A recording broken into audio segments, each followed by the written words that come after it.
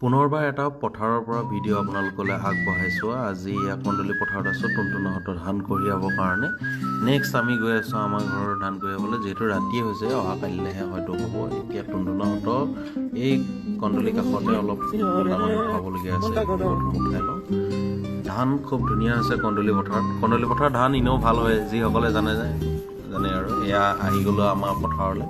আমাৰ পথাৰ আছে আপোনাৰ লাহলীল চাৰিআলিৰ পৰা অলপ ইফালে আহি গ'লোঁ। টুনটুনাহঁতে কালি ডাঙৰি অলপ বান্ধি থৈ গ'ল, টুনটুনাই চুচুন্দাই তাৰপিছত এতিয়া আমি আজি মই আৰু পংকজ আহিছোঁ। পংকজে গাড়ী লৈ আহিছে, সি ধান বান্ধি আছে আৰু মায়ে থাকি যোৱা ধান কিছুমান উঠাই আছে। মায়ে মোক তাকে কৈছে ঢেৰ ধান থাকি গ'ল দেই কাটিবলৈ। এয়া পংকজে পৰা ধুনীয়াকৈ বান্ধিয়ে আছে। চাৰিঠুৰীয়া ডাঙৰি খুব ধুনীয়াকৈ বান্ধি দিছে।